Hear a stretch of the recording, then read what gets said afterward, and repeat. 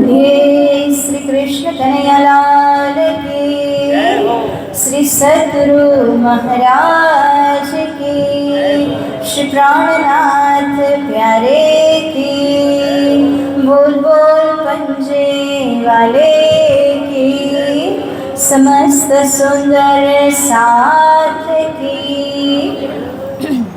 आइए सुंदर साथ जी, श्री राजश्यामा जी अनादि अक्षरातीत जो सिंहासन के ऊपर में विराजमान हैं, उनके पावन श्री चरणों का ध्यान करके एक छोटा सा मंगलाचरण रूपी प्रार्थना हम आपके श्री चरणों में अर्पित करते हैं। सभी ध्यान दीजिएगा युगल श्री चरण कमल के ऊपर में।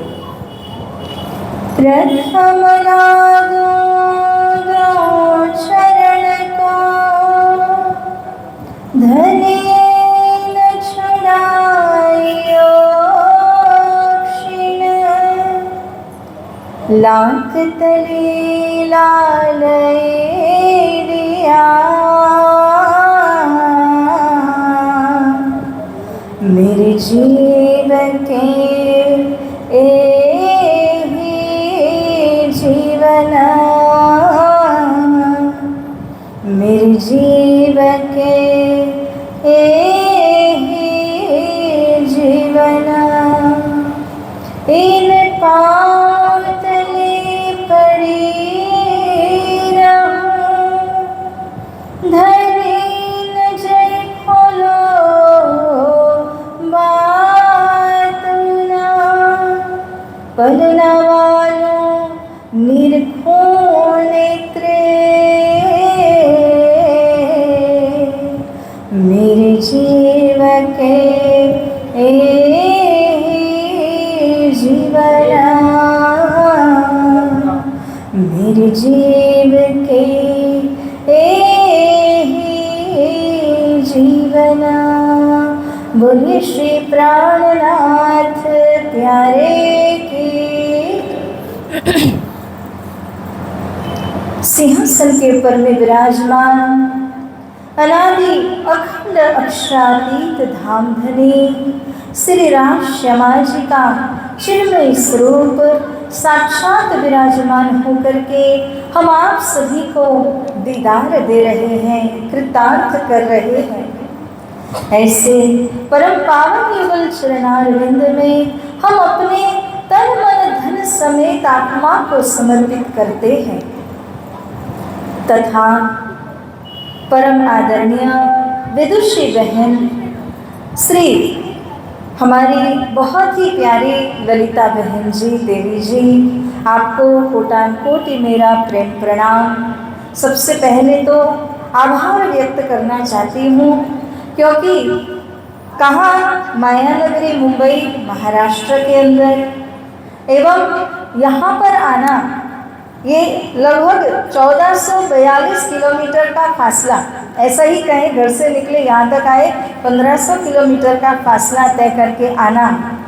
और इसके लिए एक बहुत अच्छी प्रेरणा चाहिए होती है, जो मेरी ललिता दीदी जी ने मुझे दिया। उन्होंने कहा, हम सभी सुंदर साझी तारतम ज्ञान के पिपासु हैं, जिज्ञासु हैं। हम चाहते हैं कि तारतम वाणी का और उसमें भी विराट पक्ष का ज्ञान आप हमें परोसें।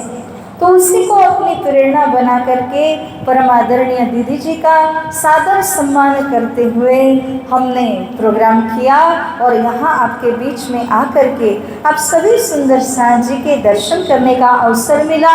राजश्यामा जी के चरणों में इसके लिए भी मैं बहुत हृदय से आभार व्यक्त करती हूँ। और हमारे दीदी जी के परम आदरणीय गुरुदेव महाराज, जिनकी प्रेरणा से हमारी दीदी जी भी बहुत अच्छा धर्म प्रचार का कार्य यहाँ पर, मैं उनको कई वर्षों से जानती हूँ, तब से लेकर के या उससे पूर्व से वो कब से करते आए हैं और सभी सुंदर साथ जी को उन्होंने बहुत लाभ दिया है। तो ऐसे परमादरणीय गुरुदेव जिनकी प्रेरणा से दीदी जी यह कार्य कर रही है, आपके माता पिता जो आपके सहयोग में खड़े हैं, आप सभी को मेरा विनम्र प्रेम प्रणाम।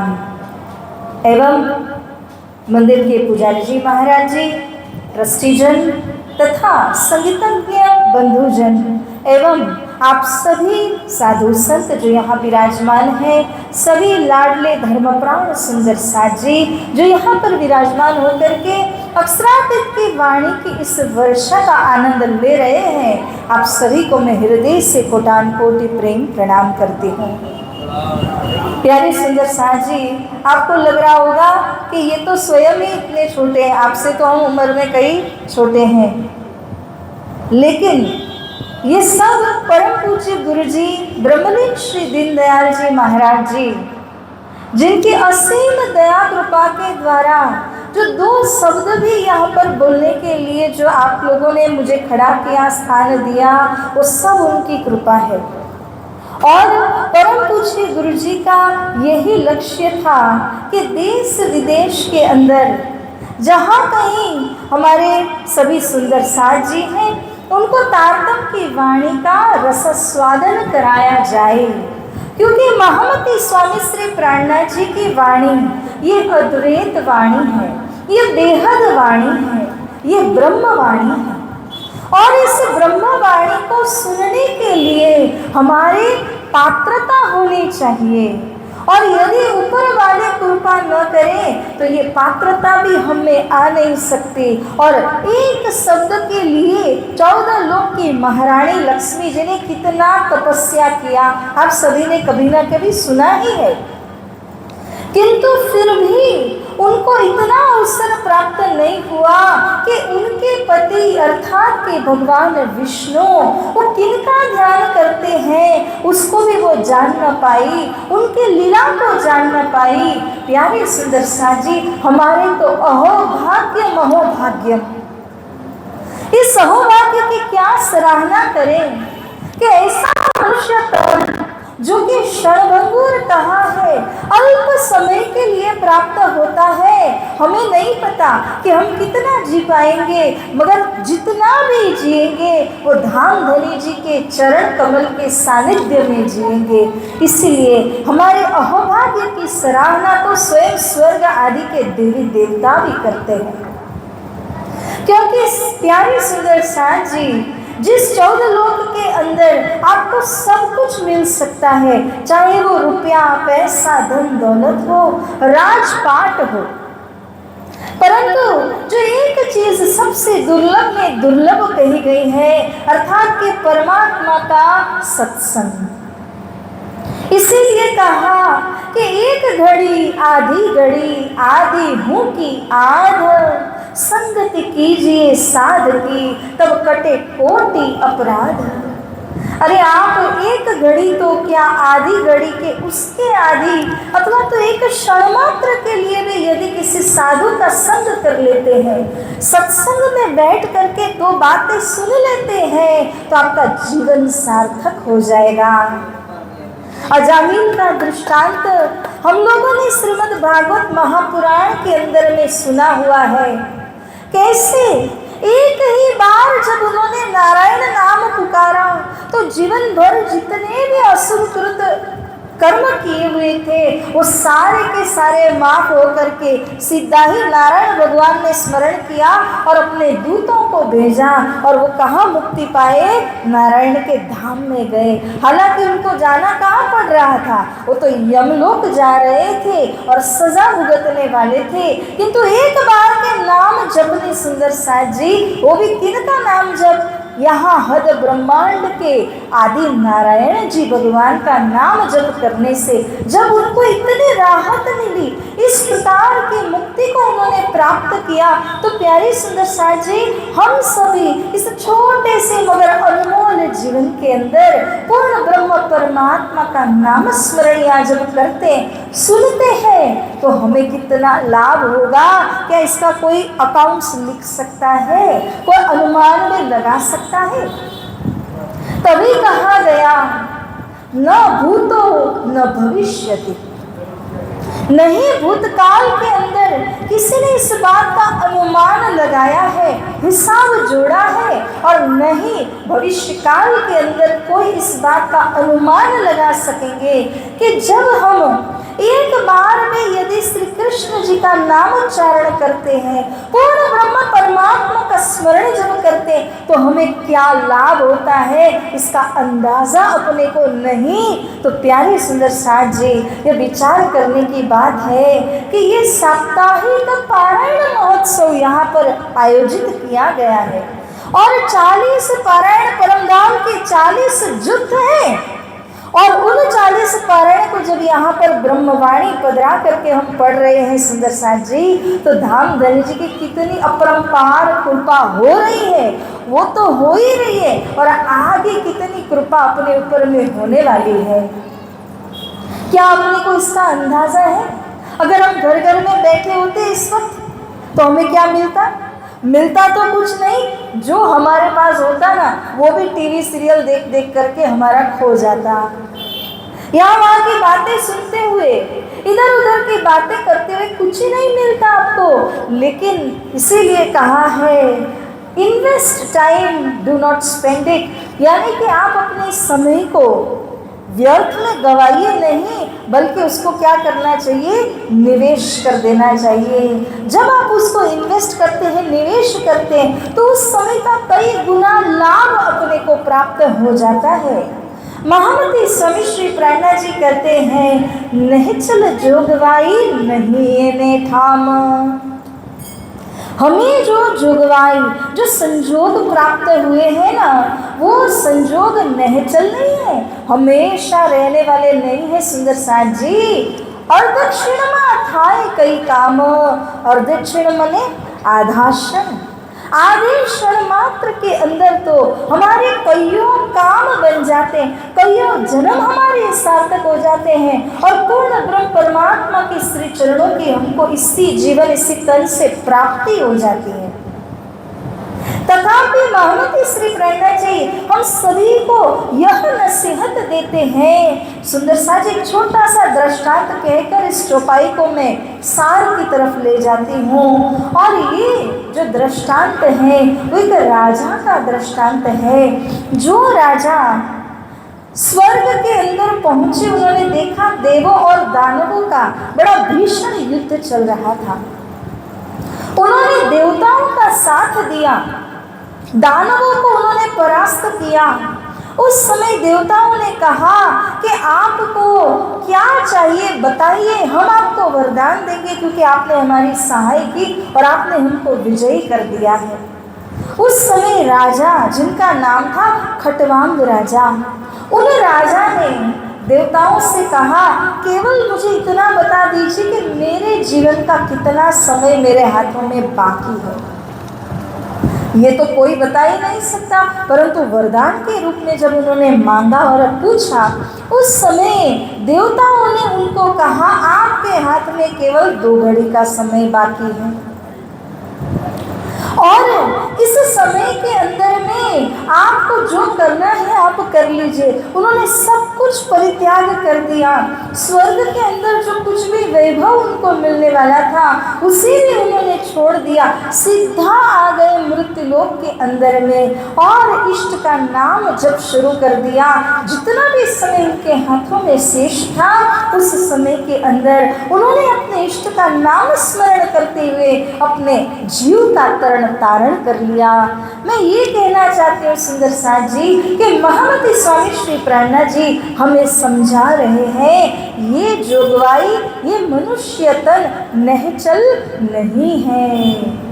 इसके अंदर तो कितना समय है ये कोई नहीं बता सकता है अपने को। फिर भी जितना समय हो हमें पता नहीं है कितना है, लेकिन इसको उचित जगह में उसको निवेश करना ये हमारी जिम्मेदारी है। प्यारे सुंदर साथ जी आगे महामती प्रेरणा जी तीसरे चरण में हमें समझाते हैं, अदृश्य माथाए कई काम। देखो सुंदर साथ जी, आप चाहो ना तो अर्धक्षण में आप अपना काम बना सकते हो। कैसे? आधे क्षण के अंदर जो समझ आपने प्राप्त की कि नाम जप क्यों करना चाहिए, मंदिर क्यों आना चाहिए, ऐसे ऐसे महायज्ञ वाणी के क्यों करने चाहिए, जब आपको ये समझ में आ गया आधे क्षण में, और उसका परिणाम क्या होगा कि आप कभी भी धनी जी के चरण कमल को छोड़ नहीं सकेंगे, क्योंकि धनी ऐसी कृपा करेंगे, ऐसी मेहर होगी कि उनके श्री चरण आपके दिल से कभी हट ही नहीं सकेंगे। श्री इंद्रावती कहे आवार, निंद्रा नव कीजिए निर्धार। ये रास ग्रंथ की चौपाई का हमने यहाँ पर चर्चा श्रवण किया। श्री इंद्रावती सखी जी परमधाम की सर्वाग्रगण्य सखी हमसे कहती हैं कि हे प्यारे सुंदर साथ जी, निंद्रा नव कीजिए। क्या हम अभी सोए हुए हैं? सोए तो कोई नहीं, आंखें तो सभी की खुली है, मगर श्री इंद्रावती सखी जी जो बात कर रही हैं वो अज्ञान और भ्रम के निंद्रा की बात है।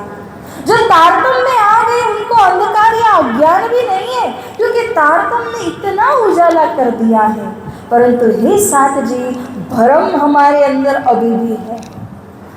ये करूं न करूं, यहाँ रहूं बाहर जाऊं, क्या करूं क्या न करूं, ये जो भ्रम है ना, इसके लिए स्वामी जी कहते हैं भ्रम भूंडो तमे पर हरो।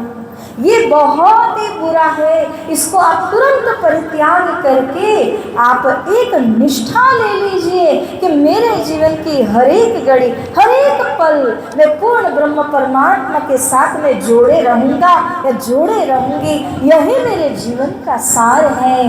तो हे सुंदर साथ जी, आने वाले रोज से हम पाताल लोक से लेकर के श्री परमधाम तक का जो रास्ता है, जिसको स्वामी जी ने संसार या विराट के नाम से हमको समझाया है, उसको हम समझने का प्रयास करेंगे। आपको लगता होगा हम सभी तारतम्य का रसपान करके बैठे हैं, तो हम फिर से पाताल से परमधाम क्यों जाएं? अब मैं उसका जवाब इतना ही दूं आपको कि यदि मुझे यहाँ से बम्बई वापस जाना है तो मेरी टिकट कहाँ की बनेगी? बम्बई की बन गई, ठीक है। लेकिन अगर कभी मुझे समझ में नहीं आया और मैं कभी बीच में उतर गई, यहाँ से थोड़े ही किलोमीटर जाकर के ऐसा लगा कि मेरा घर, मेरा शहर आ गया, मैं उतर गई, तो ये भ्रम है, इसी को मिटाना है। इसलिए आजकल क्या होता है ना, मोबाइल में बड़ी सुविधा है। मोबाइल में आपको नज़र आ जाता है आप कौन से स्टेशन से पास हो रहे हैं, कितने समय में दूसरा स्टेशन आने वाला है और आपका स्टेशन कितने दूरी पर है। जब मोबाइल इतनी सुविधा दे रहा है तो हमारे पुराणा जी कितनी सुविधा देते हैं, कृष्ण कन्हैया लाल की। तो महामती श्री पुराणा जी हमें बता रहे अभी तुम कौन से स्टेशन में हो। इस समय आप संसार भूलोक मृत्युलोक के अंदर में हो और यहाँ से आपको कौन से स्टेशन का टिकट मिला हुआ है? परमधाम का। लेकिन परमधाम जाने के बीच में कईयों ऐसे स्टेशन के बीच से पसार होकर के हमको जाना तो पड़ेगा। कहीं भूल से हम गलत स्टेशन पे उतर गए तो आफत हो जाएगी, फिर से कौन हमको आगे लेकर के जाएगा, गाड़ी निकल जाएगी।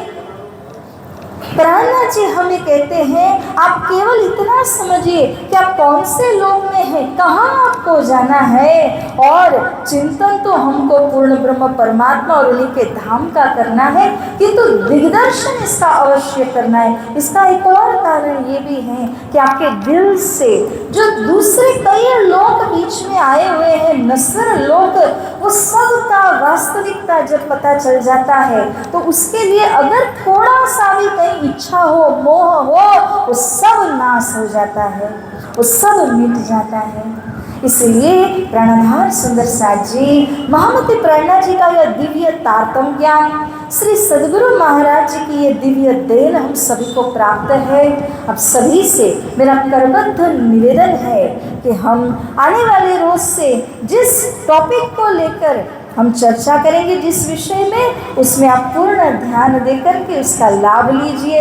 मैं इतने दूर से आपके लिए आई हूँ और आप जहाँ कहीं होंगे मंदिर में, आसपास में, आप ज़रूर आइएगा और जो नहीं आए हैं उनको भी लेकर के आइएगा। बोलिए श्री कृष्ण कन्हैया लाल की।